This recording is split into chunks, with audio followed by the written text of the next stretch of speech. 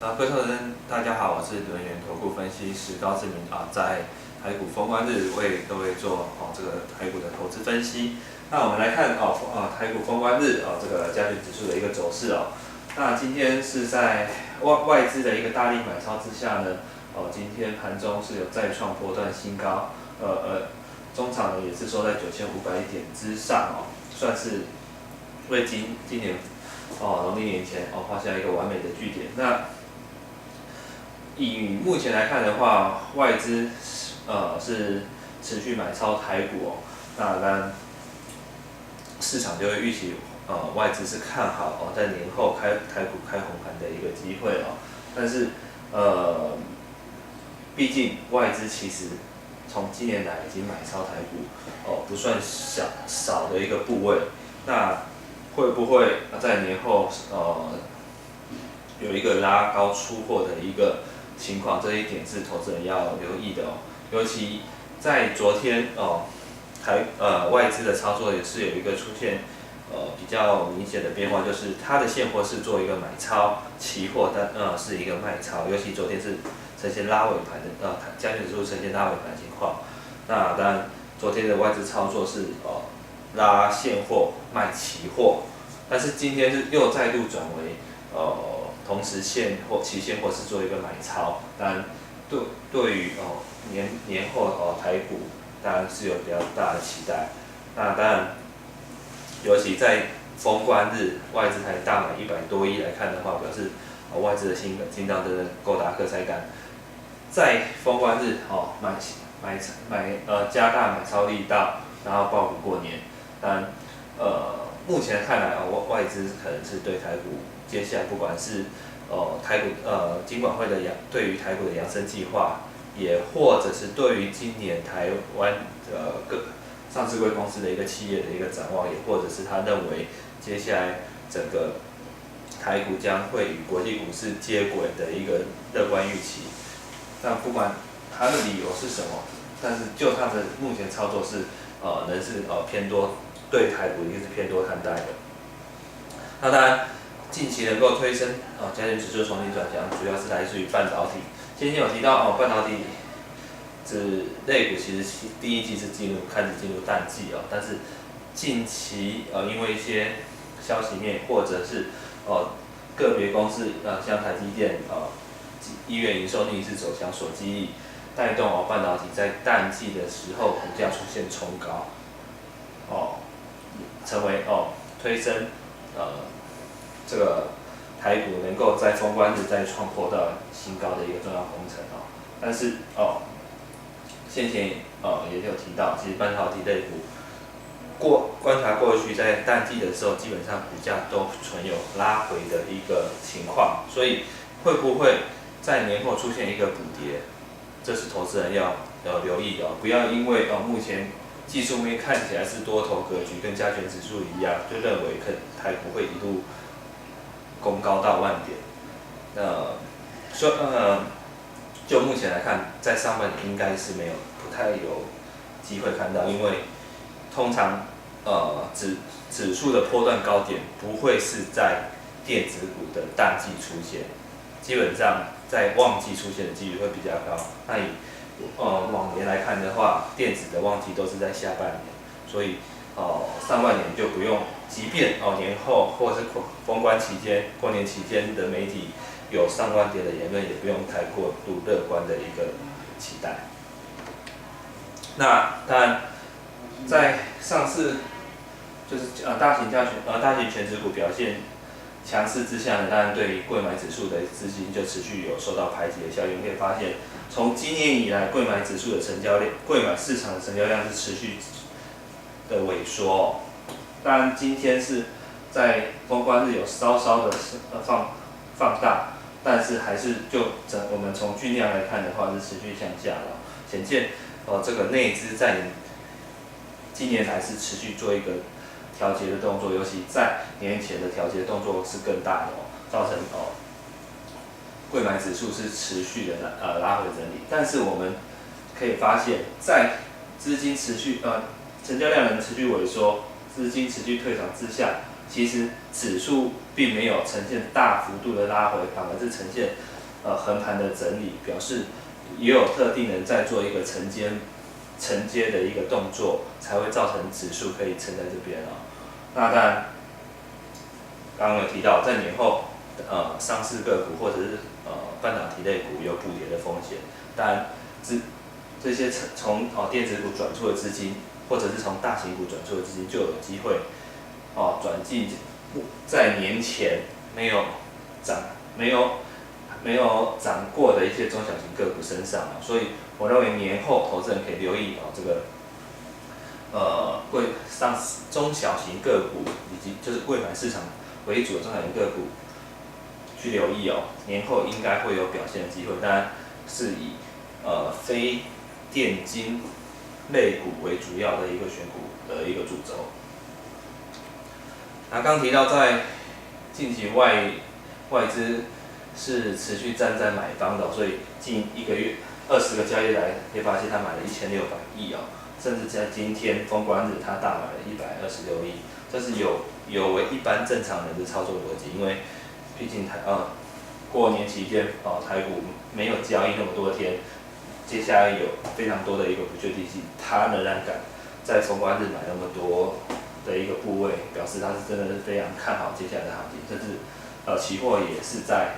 加码了4460口多单，让整个未平仓多单再度重回到10000口之上，来到14000多口。目前整个期现货是处于做多的情况，但是投资人要留意，在台股封关的期间，希腊的一个债务问题，目前仍没有一个明确的一个解决的一个方案，所以不管2月16号或者是2月28号，都还会有就希腊与欧洲央行的一个协商，还会是影响国际盘势的一个重点。甚至在美国联准会升息的部分，先前市场预期是大概9月以后才会升息，但是从近期的不管是联准会官员或者是市场的一个分析师再看的话，认为可能会年中也就是6月升息的几率会非常高，所以有可能会造成资金出现一些移转的变化，那当然会连带的就会影响到国际股市的一个变化。那再加上近期其实欧美股市的基期并不算低那当然如果市场一有一些风吹草动的话，一定会造成恐慌性的卖压，当然就会有比较大的一个拉回风险。连带目前基期相对高的台股，如果接下来有出现修正，应该也会有比较大会有一个急跌的可能性。但是刚提到，就外资对台股的目前的操作其实是偏多的那就算有拉回的话，空间应该不会拉回的幅度不会比先前来的大，但是目前看起来台股是能存有拉回的风险，所以建议操作的话是在年后如果出现急跌，投资人可以向下承接。那当然位置的话，大概先看9000点附近，或许是一个不错的一个承接点。那刚提到在半导体，其实又以晶圆代工龙头台积电为例，在周3有为投资人介绍过，就是其实它的股价过去3年在第一季中下旬都有出现一个回档的情况，所以在目前半导体指数创高之后，随着营运进入淡季，就存有一个回档的风险。那如果台积电甚至整个半导体族群出现回档，当然对加权指数就会有一个压抑的情况。这一点也是为什么我认为年后可能台股存有拉回风险的一个理由。那另外的当然就是国际股市可能会因为不管是联准会升息提前，或者是希腊问题导致出现一个修正，连带拖累台股的表现。所以就目前来看的话，年后可能资金会从电子转向传产，因为接下来整个电子股会进入淡季，再加上年度新品大概都是落在下半年推出，所以整个拉货高峰可能电子股的供应链在拉货高峰大概都是下半年才会出现，所以资金可能会从目前基期相对较高的电子股转向基期相对较低的传产股去进驻那当然，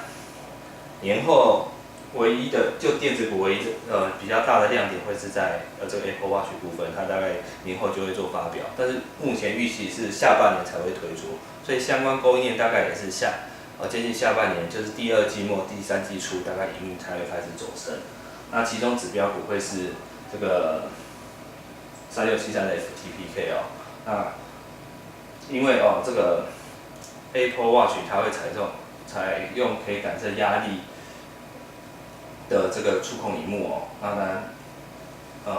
TPK 是有机会接到相关订单，这样有机会为它接下来的营运带来新的一个成长机会。所以我们可以发现，在近期股价压缩震荡的同时呢，外资的筹码是有开始做一个进驻的动作。那不排除这个外资也是押宝年后在发表之后，这个新品发表市场热度开始转强后，或许有机会激励这个 TPK 股价有一波行情。尤其它目前位置又属于电子股基期相对低，那随着题材的发酵，或许是有机会有一波的涨势投资人是可以留意TPK 在年后的一个表现。那当然，先前持续为投资人追踪的这个利特，在技术面修正，也就是回到月线之后呢，也开始有出现一个支撑的一个买盘。那随着它年后的这个营运动能会开始转强之下呢，将有机会带动它股价再重启一波新的一个攻势。那投资人是可以持续留意它年后的一个表现。那在传产股部分呢，投资人可以留意今天刚转强的营建股因为这个财政部对于房地合一的一个税制呢，终于有一个最终的版本出来，那也让压抑这个营建类股的一个不确定性算是有拨云见日。那当然，在不确定性消除之下呢，股价就有机会出现一波反弹的一个机会，尤其营建类股的股价基期是相对来的低，那当然有机会受惠年后资金从电子转向传产的一个趋势之下呢，带动它有一个反弹的空间。所以我认为投资人可以留意营建类股接下来在年后的一个表现。以上是这边为各位投资人所做的一个分析，预祝这个投资人在农历春节休假愉快，谢谢。